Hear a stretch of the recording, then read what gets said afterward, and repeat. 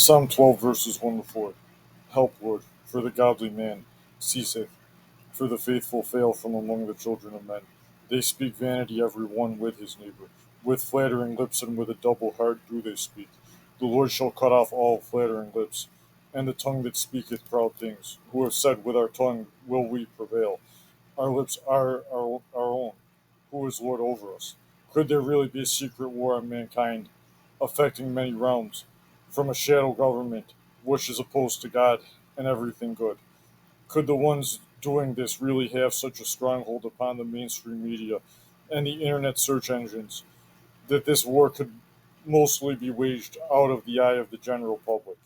Could this be tied to the secretive nature of the Federal Reserve System and those behind it? We already know that the Federal Reserve System is not a federal entity and it is not a reserve, but it's rather a non government entity which prints money out of thin air.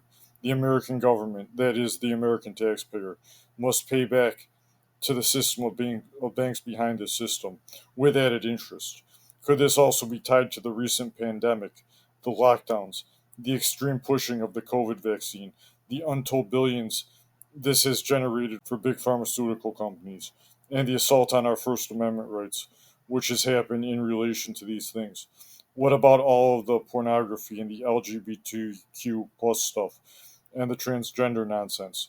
Why has the media decided to make this stuff socially acceptable and cause those who push this stuff, even upon children, to be regarded as heroes, while causing their detractors to be seen as hateful bigots? Are there shadow oligarchs at the top using their tools through their influence to push this stuff on the world, to do things like break down society and attack every aspect of the influence of authentic Christianity so they can remove our moral foundations, break us down, better control us, and do whatever else the devil is bidding them to do? Psalm 11. In the Lord put I my trust. How say ye to my soul, flee as a bird to your mountain? For lo, the wicked bend their bow. They make ready their arrow upon the string, that they may privily or secretly shoot at the upright in heart. If the foundations be destroyed, what can the righteous do? The Lord is in his holy temple. The Lord's throne is in heaven. His eyes behold, his eyelids try the children of men. The Lord trieth the righteous, but the wicked and him that loveth violence his soul hateth.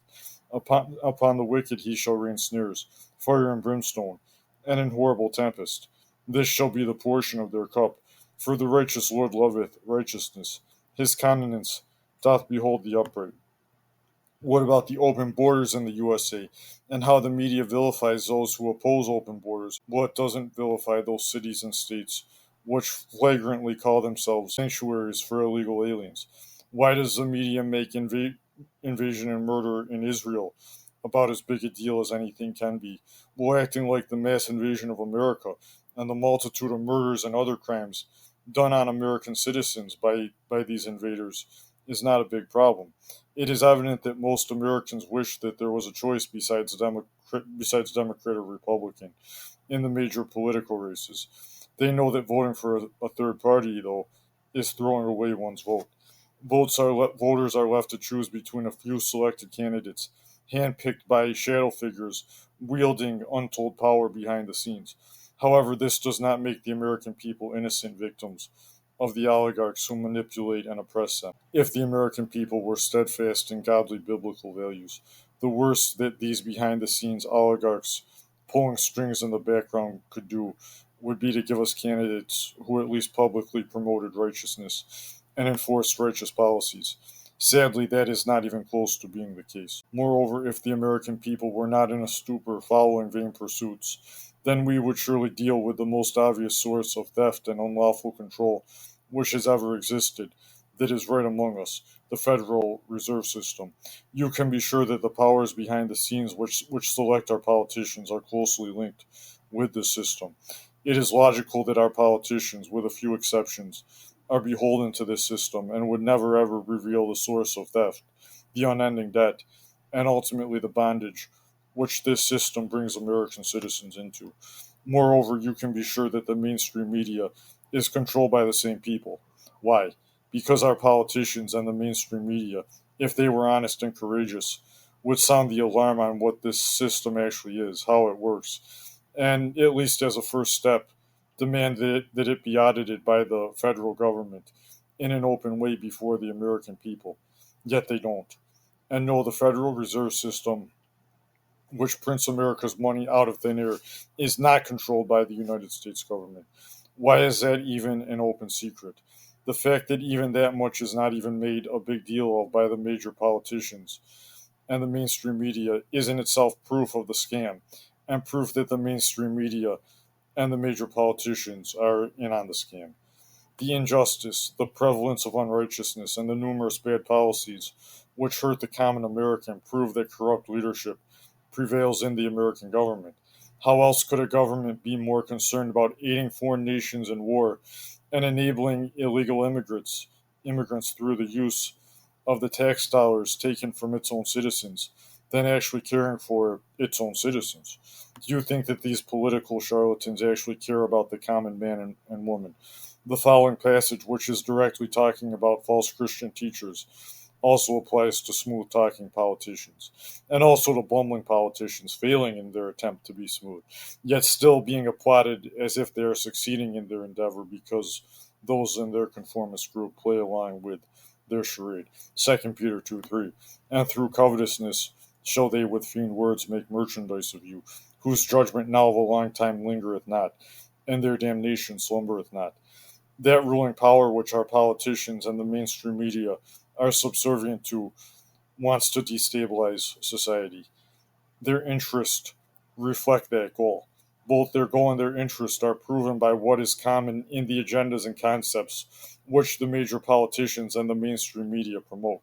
Shadow ruling powers would obviously have to work to a large extent through their hand picked politicians and media shills.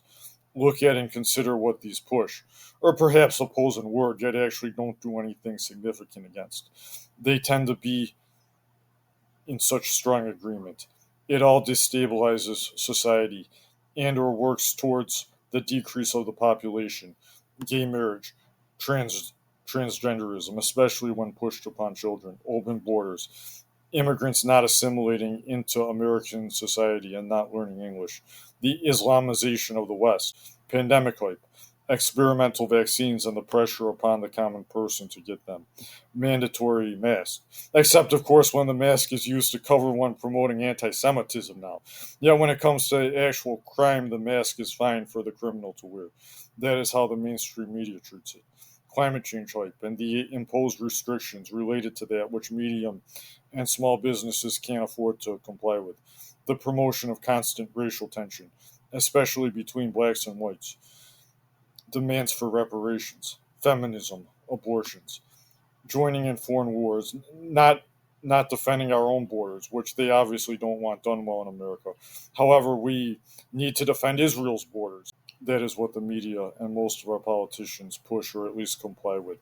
Increased taxes, and perhaps the biggest tax is the hidden one that is involved in inflation, and extravagant spending through maintaining and increasing the welfare state, absurd spending related to the military industrial complex, insane amounts of foreign aid which is given with money which we don't actually have, and many other unnecessary and even counterproductive expenses, and much, much more deception to induce riots, cause chaos, increase our national debt, further ensnare us in a cycle of perpetual debt, and make the traditional home with a stable father and mother closer to obsolete and harder to maintain for those who even yet wish to have such a home. All of which makes the whole society much more susceptible to government overreach. This all destabilizes society and or reduces the population or works towards that. All of it. Truth does not become outdated. Those shallow, corrupt politicians who claim they've improved over the counsel of God's word are actually the epitome of regressive, though they label themselves as the opposite. And those shallow, corrupt politicians who pretend to oppose mankind's moral, economic, and political regression while embracing many aspects of it themselves and not confronting the powers pushing the regression behind the scenes are also among the chief ones deceiving mankind through wicked counsel. The Egyptians who were involved in the enslavement of the Hebrews, as well as the nations later who attempted to subdue Israel, when it was God's chosen nation, it's not anymore, and instill idolatry there, were essentially challenging God. They thus invited his righteous judgment. Some pitied the Egyptians who died during the plagues upon Egypt and in the Red Sea. They portray God to be a villain who wrongfully killed them.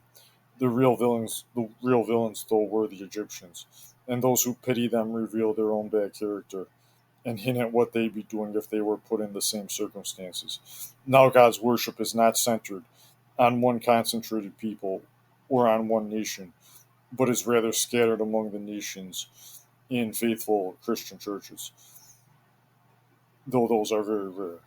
When anyone promotes and or makes laws that, in one way or another, would make being a faithful Christian illegal, or even laws to push in that direction, they are opposing God and mistreating his people at this very hour.